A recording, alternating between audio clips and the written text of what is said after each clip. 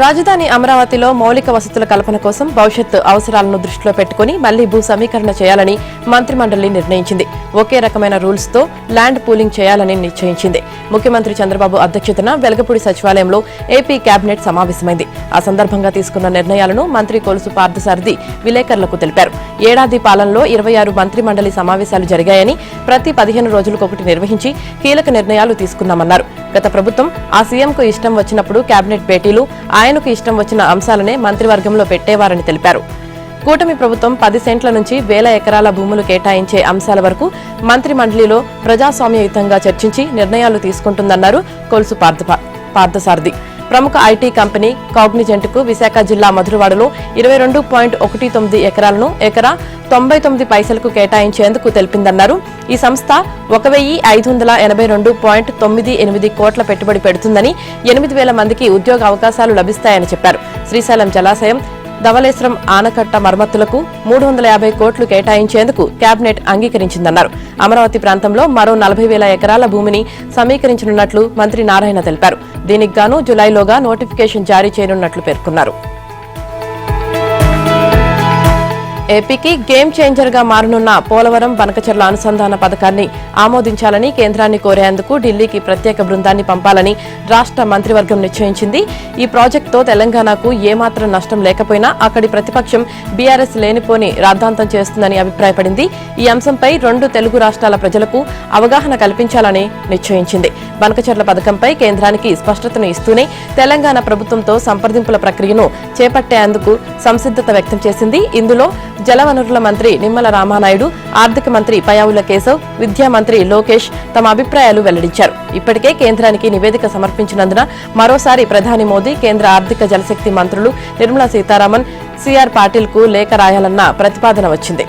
అయితే ఈ పథకంపై తెలంగాణ పార్టీలు అభ్యంతరాలు వ్యక్తం చేస్తూ రాజకీయ పోరాటం చేస్తున్నందున మనము కేంద్రం వద్దకు ప్రత్యేక బృందంగా వెళ్లి అభ్యర్థనలు అందించడమే మేలని పయ్యావుల చెప్పారు. ఈ సూచనతో ముఖ్యమంత్రి ఏకీభవించారు. దర్మిలా బనకచెర్ల పథకంపై సమగ్ర సమాచారంతో మరోసారి ఢిల్లీకి వెళ్లాలని నిర్ణయించారు.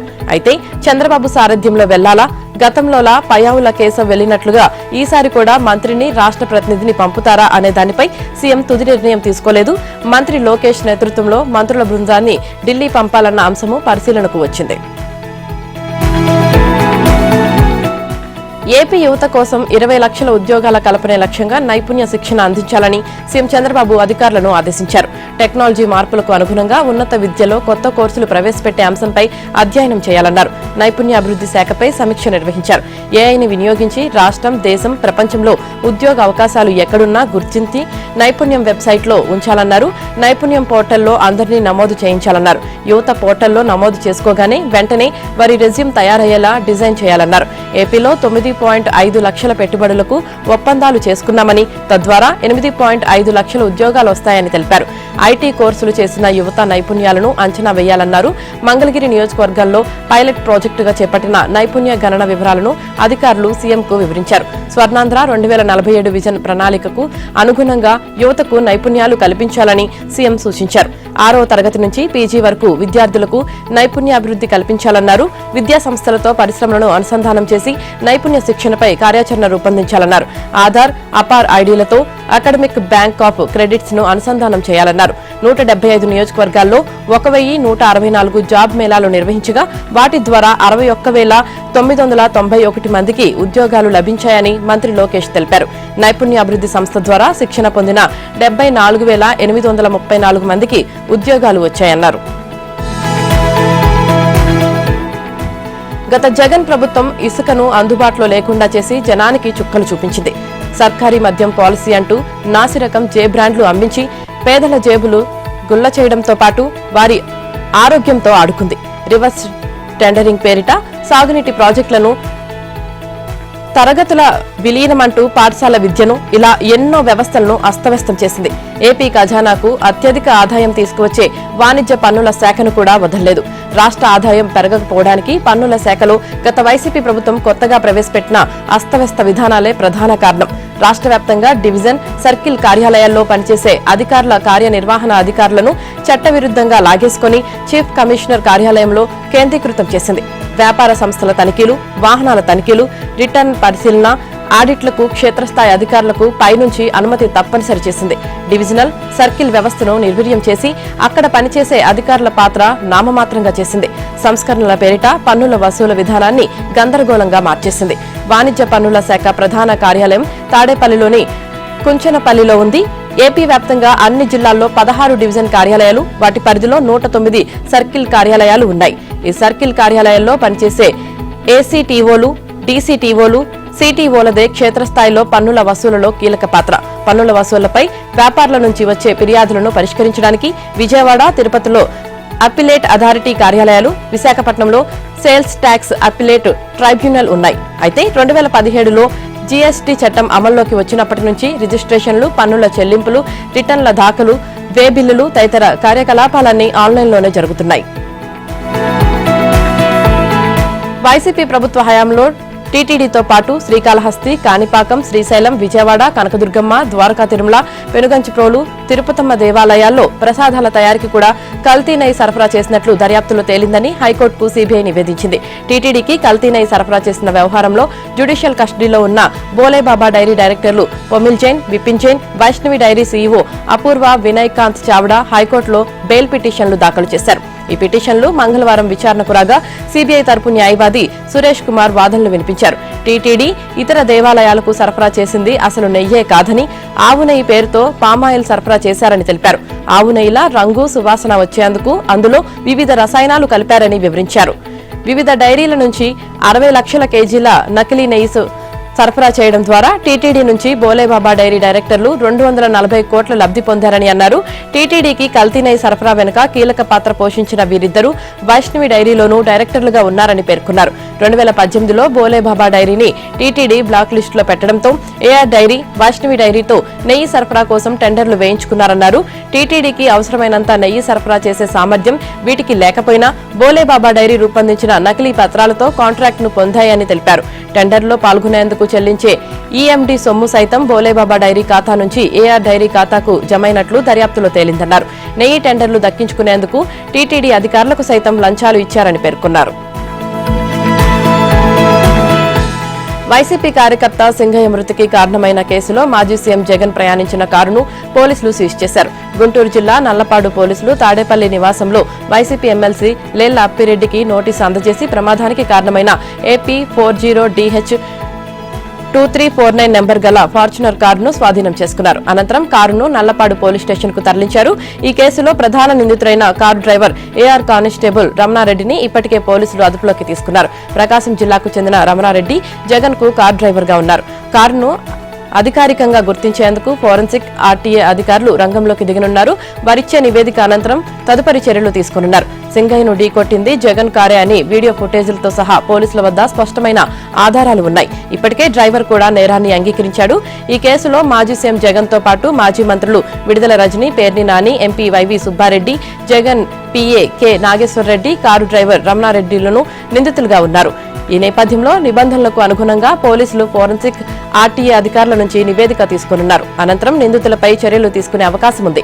ఎమ్మెల్సీ ఎన్నికల కోడ్ అమల్లో ఉన్నప్పటికీ చట్టవిరుద్ధంగా పెద్ద సంఖ్యలో జగన్, వైసీపీ నేతలు గుంటూరు మిర్చి యార్డులోకి అక్రమంగా ప్రవేశించి ప్రజలకు ఇబ్బంది కలిగించిన ఘటనపై పోలీసులు కేసు నమోదు చేశారు. ఆయా నేతలకు 41A కింద నోటీసులు జారీ చేశారు.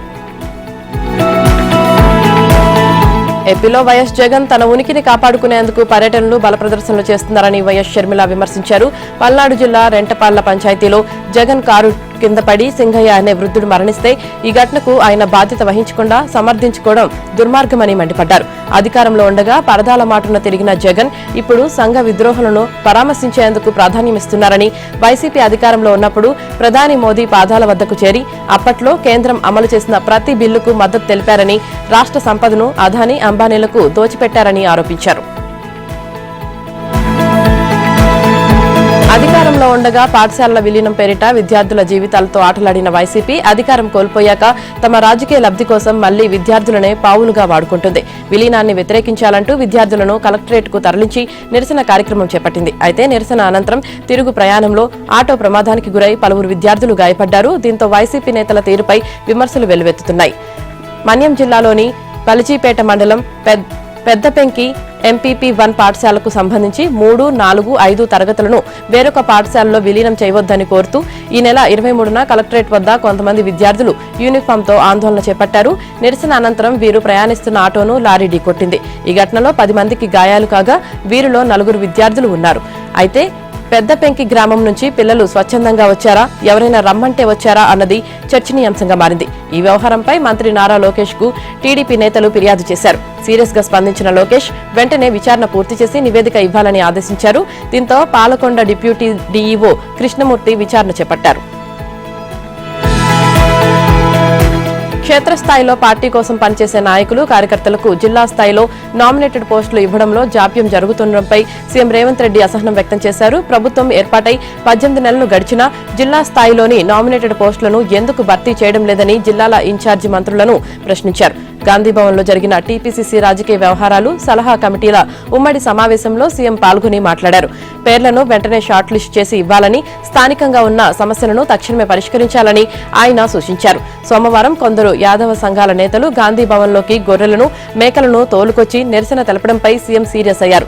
నిరసనలకు ఒక పరిమితి ఉంటుందని, ఇలాంటి వాటిని ప్రోత్సహించవద్దని అన్నారు.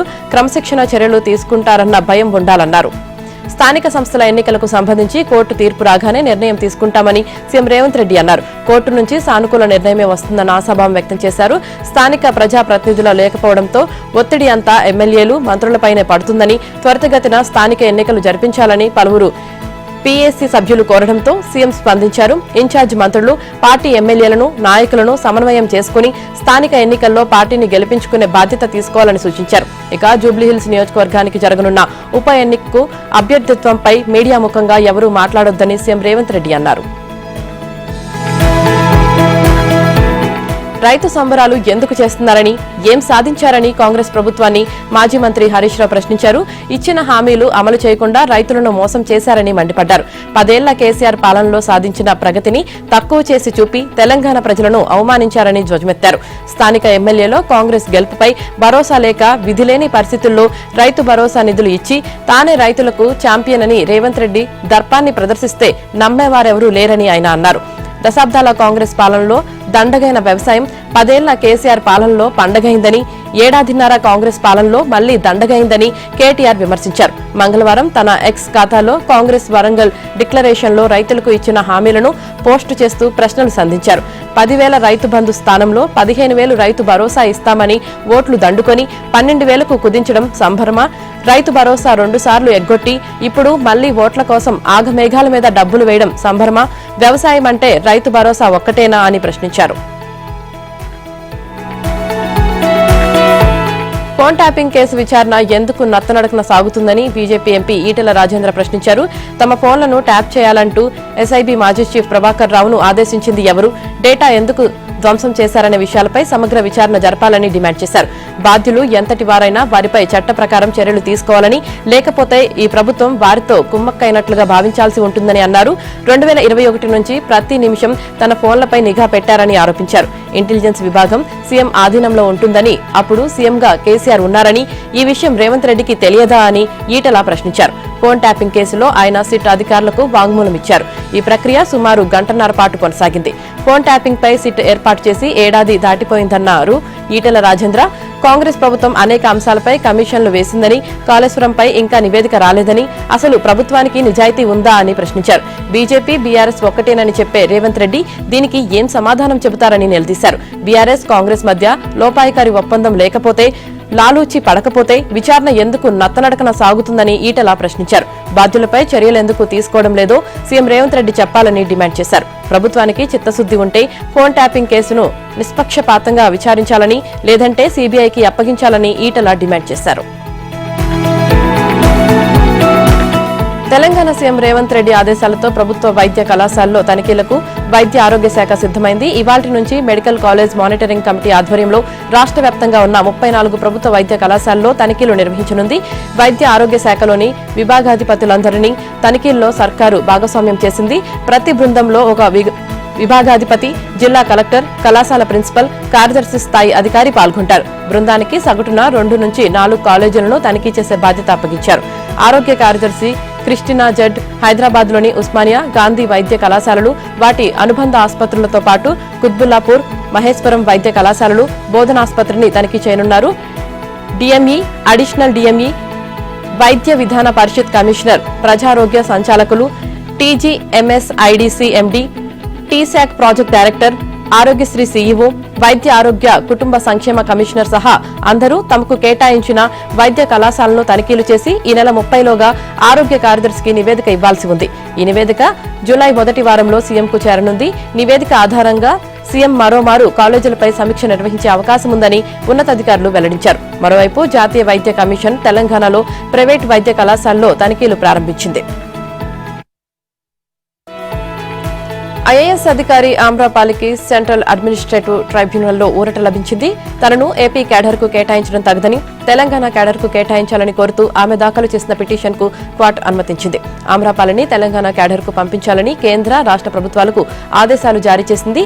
తనను తెలంగాణ క్యాడర్కు కేటాయించాలని ఆమ్రపాలి చేసిన దరఖాస్తును గత ఏడాది డీఓపీటీ తిరస్కరించింది. దీంతో ఆమె ఏపీ క్యాడర్లో చేరి పర్యాటక అభివృద్ధి కార్పొరేషన్ ఎండీగా పనిచేస్తున్నారు. కాగా డీఓపీటీ నిర్ణయాన్ని సవాల్ చేస్తూ ఆమ్రపాలి దాఖలు చేసిన పిటిషన్పై తాజాగా లతా, బస్వరాజ్ పాట్నే, వరుణ్ సింగ్కుల్ కౌముది ధర్మాసనం విచారణ చేపట్టింది. ఉమ్మడి ఏపీ విభజన సందర్భంగా అధికారుల విభజన కోసం ఏర్పాటైన ప్రత్యూష్ సిన్హా కమిటీ మార్గదర్శకాలను కొంతమంది అధికారుల విషయంలో కఠినంగా అమలు చేయడం, మరికొంతమంది అధికారులకు మినహాయింపు ఇవ్వడం సమంజసం కాదని ధర్మాసనం వ్యాఖ్యానించింది. పాస్పోర్ట్ సేవల్లో సంస్కరణలకు హైదరాబాద్లోని ప్రాంతీయ పాస్పోర్ట్ కార్యాలయానికి జాతీయ పురస్కారం దక్కింది. ఢిల్లీలో కేంద్ర మంత్రి పవిత్ర మార్గరిటా చేతుల మీదుగా ప్రాంతీయ పాస్పోర్ట్ అధికారి స్నేహ జొన్నలగొడ్డ ఈ పురస్కారాన్ని అందుకున్నారు. ప్రతి గురువారం ప్రజా ఫిర్యాదుల దినం నిర్వహణ, సోషల్ మీడియా ద్వారా ఫిర్యాదుల స్వీకరణ, సైబర్ నేరాలపై అవగాహన, పర్యావరణ పరిరక్షణ కార్యక్రమాల నిర్వహణకు ఈ పురస్కారాన్ని అందించారు. కొత్తగా ప్రారంభించిన ఫిర్యాదుల దినంతో పెండింగ్ సమస్యలు వేగంగా పరిష్కరిస్తున్నామన్నారు. ప్రజలకు సేవలు వేగవంతంగా అందుతున్నాయని ఈ సందర్భంగా స్నేహ జొన్నలగడ్డ తెలిపారు. ఆంధ్రజ్యోతి ములుగు జిల్లా తాడ్వాయి మండల విలేకరి చల్లకొండ శ్రీకాంత్ రెడ్డిపై కొందరు కాంగ్రెస్ నాయకులు హత్యాయత్నం చేశారు. ఇందిరమ్మ ఇళ్లలో అవకతవకలు జరిగాయని వార్తలు రాస్తావా, ఎంత ధైర్యం మీకు అంటూ తమ కారులోకి లాగి దుర్భాషలాడుతూ పిడిగుద్దులు కురిపించారు. ఆపై కత్తితో పొడిచేందుకు యత్నించారు. వారి నుంచి తప్పించుకున్న శ్రీకాంత్ రెడ్డి పోలీసులకు ఫిర్యాదు చేశాడు. ములుగు జిల్లా నార్లపూర్కు చెందిన శ్రీకాంత్ రెడ్డి వార్తల సేకరణ నిమిత్తం తాడ్వాయికి వెళ్లాడు. సాయంత్రం తిరిగి వస్తూ కొమరం సారమ్మ గుడి దాటిన తర్వాత ఓ చోట ఆగి ఫోన్ మాట్లాడుతుండగా కారులో అక్కడికి వచ్చిన ములుగు జిల్లా కాంగ్రెస్ కార్యదర్శి తాండాల శ్రీనివాస్, నార్లపూర్ గ్రామ కమిటీ అధ్యక్షుడు మొక్కా శ్రీనివాస్, ఇందిరమ్మ ఇండ్ల ఎంపిక కమిటీ సభ్యులు బొప్ప వినోద్, యనగంటి సాయికృష్ణ, పార్టీ కార్యకర్త సంకేష్ శ్రావణ్ దాడికి దిగారు. శ్రీకాంత్ రెడ్డిని తమ కారులోకి లాగి పిడిగుద్దులు కురిపిస్తూ కాళ్లతో తన్ని కత్తితో పొడిచేందుకు యత్నించారు. గట్టిగా అరుస్తూ వారిని వదిలించుకుని బయటకొచ్చిన శ్రీకాంత్ రెడ్డి రోడ్డుపైకి పరిగెత్తగా అటుగా వచ్చేవారిని చూసి కాంగ్రెస్ నేతలు పరారయ్యారు. ఈ దాడిలో గాయపడిన శ్రీకాంత్ రెడ్డి ఏటూరు నాగారం ప్రభుత్వ ఆసుపత్రిలో చికిత్స తీసుకుంటున్నాడు. శ్రీకాంత్ రెడ్డిపై జరిగిన దాడికి నిరసనగా జర్నలిస్టులు ఇవాళ నిరసన కార్యక్రమాలు చేపట్టనున్నారు. సోషల్ మీడియాలో పరిచయమైన ప్రియుడిపై మోజుతో కన్న తల్లినే కర్కశంగా చంపేసిందో 15 ఏళ్ల బాలిక. తన ప్రేమకు తల్లి అడ్డుగా ఉందని భావించి ప్రియుడు అతడి తమ్ముడితో కలిసి ఆమె మెడకు చున్నీతో ఉరి బిగించింది. అప్పటికి చనిపోయిందో లేదోనన్న అనుమానంతో ముగ్గురు కలిసి సుత్తితో కొట్టి ఆమె ప్రాణాలు తీశారు. రాజధాని హైదరాబాద్లోని జీడిమెట్ల పోలీస్ స్టేషన్ పరిధిలో సోమవారం సాయంత్రం జరిగింది ఈ దారుణం. మృతురాలికి 2 కుమార్తెలు. పెద్ద కుమార్తె పుట్టిన తర్వాత భర్త మరణించడంతో కొన్నాళ్ల తర్వాత రెండో పెళ్లి చేసుకుంది. ఈ క్రమంలో 10వ తరగతి చదువుతున్న పెద్ద కుమార్తెకు 8 నెలల క్రితం ఇన్స్టాగ్రామ్లో 19 ఏళ్ల యువకుడితో పరిచయమైంది. క్రమంగా అది ప్రేమగా మారింది. ఈ విషయాన్ని గమనించిన తల్లి కూతుర్ని మందలించింది. చదువుపై దృష్టి పెట్టాలని హెచ్చరించింది. తల్లి మాటను వినని బాలిక ఈ నెల 18వ తేదీన తన ప్రియుడితో కలిసి ఇంట్లోంచి వెళ్లిపోయింది. దీంతో తల్లి 19వ తేదీన జీడిమెట్ల పోలీసులకు ఫిర్యాదు చేసింది. వారి ఆచూకీ కోసం గాలించిన పోలీసులు 20వ తేదీన ఇద్దరిని పట్టుకుని పోలీస్ స్టేషన్కు తీసుకొచ్చి కౌన్సిలింగ్ ఇచ్చి యువకుడికి నోటీసులు ఇచ్చి ఎవరింటికి వారిని పంపించారు.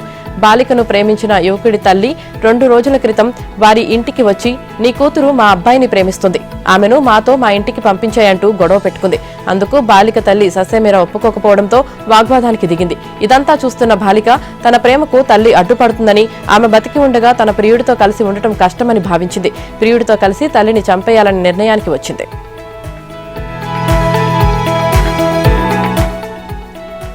సంచలనం సృష్టించిన సర్వేయర్ తేజేశ్వర్ హత్య కేసులో కీలక విషయాలు వెలుగులోకి వస్తున్నాయి. అసలు ఈ కేసులో బ్యాంకు మేనేజర్ తిరుమలరావు మొదటి టార్గెట్ అతడి భార్యనని, భర్త తీరును ముందే పసిగట్టి ఆమె జాగ్రత్త పడటంతో అతడి దృష్టి తేజేశ్వర్ పై పడిందని సమాచారం. తన భార్యకు పిల్లలు పుట్టకపోవడంతో ఐశ్వర్యను పెళ్లి చేసుకునే ఆలోచనలో ఉన్న అతడు తన భార్యను చంపేసి ఐశ్వర్యతో కలిసి అతడు లదాఖ్కు వెళ్లి అక్కడే సహజీవనం చేసేందుకు అన్ని ఏర్పాట్లు చేసుకున్నట్లు తెలిసింది.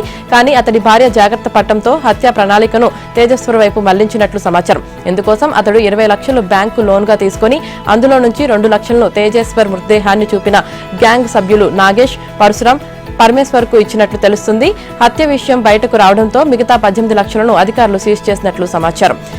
ఐశ్వర్య అన్న నవీన్ 2 నెలల క్రితమే ఇంట్లో జారిపడి మృతి చెందాడు.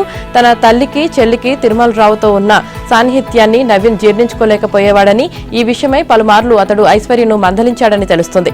తేజేశ్వర్ హత్య నేపథ్యంలో అతడి మరణంపైన ఇప్పుడు అనుమానాలు వ్యక్తమవుతున్నాయి. పోలీసులు ఆ కోణంలో దర్యాప్తు చేసే అవకాశం ఉంది. తాను నిత్య పెళ్లి కూతుర్ని కాదని, 12 మందిని వివాహం చేసుకుని మోసగించలేదని ఆరోపణలు ఎదుర్కొంటున్న కోనసీమ జిల్లా రామచంద్రపురానికి చెందిన బేతి వీరదుర్గ నీలిమ పేర్కొన్నారు. విడాకులు తీసుకున్నారని చెప్పి మోసగించి తనను పెళ్లి చేసుకున్న పాలకొల్లుకు చెందిన పాస్టర్, అతని కుటుంబ సభ్యులే తనపై తప్పుడు ప్రచారం చేస్తున్నారని అన్నారు. తాను పెళ్లి చేసుకుని మోసగించానంటున్న మిగతా 11 మందిని తీసుకువచ్చి ఆధారాలతో నిరూపించాలని సవాల్ చేశారు. నీలిమ తన తల్లి, తమ్ముడితో కలిసి పోలీస్ స్టేషన్ వద్ద విలేకరులతో మాట్లాడారు. 2023లో తాను బీటెక్ 3వ సంవత్సరం చదువుతుండగా పెళ్లి సంబంధం వచ్చిందని, నిశ్చితార్థం చేసుకున్న మర్నాడే పెళ్లి చేద్దామని చెప్పగా తన తల్లి అంగీకరించలేదని తెలిపారు.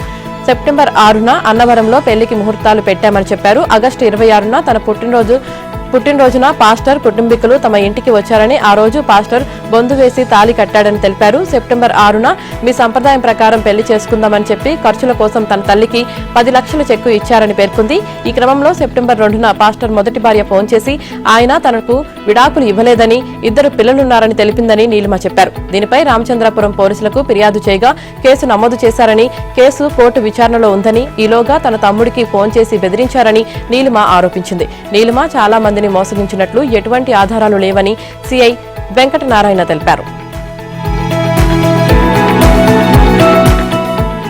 అహ్మదాబాద్ ఎయిర్ ఇండియా విమాన ప్రమాద ఘటనలో బ్లాక్ బాక్స్ ను విచారణ కోసం విదేశాలకు పంపించారంటూ జరుగుతున్న ప్రచారాన్ని కేంద్ర విమానయాన శాఖ మంత్రి రామ్మోహన్ నాయుడు తోసిపుచ్చారు. అవన్నీ కేవలం ఊహాగానాలేనంటూ కొట్టిపారేశారు. బ్లాక్ బాక్స్ భారత్లోనే ఉందని, ప్రస్తుతం aircraft accident investigation bureau పరిశీలిస్తుందని స్పష్టం చేశారు. మరోవైపు విమాన ప్రమాదంతో అప్రమత్తమైన directorate general of civil aviation దేశంలోని ప్రధాన విమానాశ్రయాలను ఇటీవల పరిశీలించింది. విమానయాన వ్యవస్థలో అనేక లోపాలున్నాయని గుర్తించినట్లు తెలిపింది.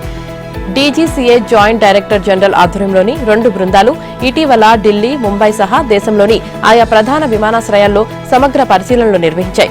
Flight operations, ramp safety, air traffic control, communication, navigation systems, pre flight medical evaluations అంశాలను క్షుణ్ణంగా పరిశీలించాయి. ఒకచోట సిమ్యులేటర్ విమానం కాన్ఫిగరేషన్ తో సరిపోవటం లేదని, సాఫ్ట్వేర్ ప్రస్తుత వెర్షన్ కు అప్డేట్ గా లేదని గుర్తించినట్లు వెల్లడించింది. ఓ ఎయిర్పోర్ట్ లో అరిగిపోయిన టైర్ల కారణంగా ఓ దేశీయ విమానం నిలిచిపోయినట్లు గుర్తించారు.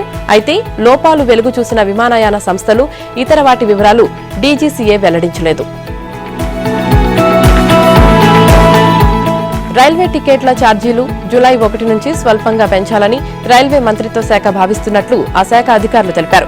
నాన్ ఏసీ మెయిల్, ఎక్స్ప్రెస్ రైళ్ల ఛార్జీలు కిలోమీటర్కు పైసా చొప్పున, అలాగే ఏసీ తరగతులకు కిలోమీటర్కు 2 పైసల చొప్పున పెంచే అవకాశం ఉందని వారు వెల్లడించారు. అయితే సబర్బన్ రైళ్లకు సాధారణ రైళ్లలో 2 తరగతికి 500 కిలోమీటర్ల వరకు ఈ పెంపు వర్తించదు. 500 కిలోమీటర్లకు పైగా ప్రయాణిస్తే కిలోమీటర్కు అర పైసా చొప్పున పెంపు ఉంటుంది. నెలవారీ సీజన్ టికెట్ల ధరల్లో ఎటువంటి మార్పు ఉండదు.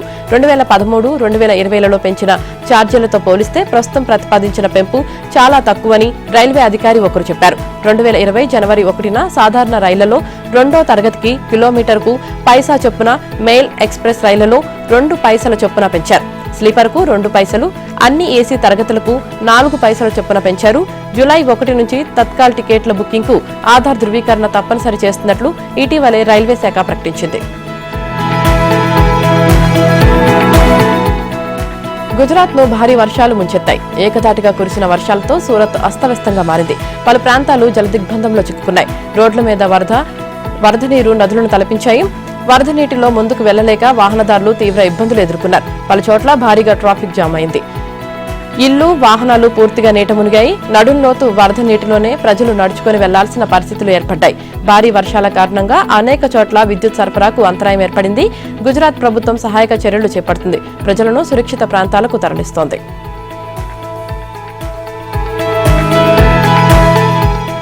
ఇప్పటికే 7 సార్లు వాయిదా పడుతూ వచ్చిన భారత వ్యోమగామి సుధాంశు శుక్లా అంతరిక్ష యాత్రకు ఎట్టకేలకు రంగం సిద్దమైంది. యాక్సియం 4 మిషన్ లో భాగంగా స్పేస్ ఎక్స్ కు చెందిన ఫాల్కన్ 9 రాకెట్ ద్వారా శుక్లాతో పాటు మరో 3 వ్యోమగాములు ఇవాళ అంతర్జాతీయ అంతరిక్ష కేంద్రానికి పయనం కానున్నారని నాసా వెల్లడించింది. చివరిసారిగా ఈ నెల 22న యాక్సియం 4 మిషన్ ఉంటుందని ప్రకటించిన నాసా ప్రయోగానికి 2 రోజుల ముందు వాయిదా వేసింది. ఈ క్రమంలో భారత కాలమానం ప్రకారం ఇవాళ మధ్యాహ్నం 12 గంటల 1 నిమిషానికి ఈ ప్రయోగం చేపట్టనున్నట్లు నాసా తాజాగా ప్రకటించింది. ఫ్లోరిడాలోని నాసా కెనడీ స్పేస్ సెంటర్లో ఉన్న లాంచ్ కాంప్లెక్స్ నుంచి ఈ ప్రయోగం చేపట్టనున్నారు. 4తో కూడిన స్పేస్ క్యాప్సూల్ ను ఫాల్కన్ 9 రాకెట్ నింగిలోకి తీసుకెళ్లనుంది. గురువారం సాయంత్రం 4 గంటల 30 నిమిషాలకు ఈ వ్యోమనౌక ISS తో డాకింగ్ అవుతుంది. సుభాంశు బృందం అక్కడే 14 రోజుల పాటు ఉంటుంది. వాస్తవానికి ఈ ప్రయోగం మే 29నే జరగాల్సి ఉండగా పలుమార్లు వాయిదా పడింది. పశ్చిమాసియాను యుద్ధ మేఘాలు వీడాయి. 12 రోజులుగా ఇరాన్, ఇజ్రాయెల్ మధ్య జరిగిన భీకర యుద్ధానికి ముగింపు లభించింది.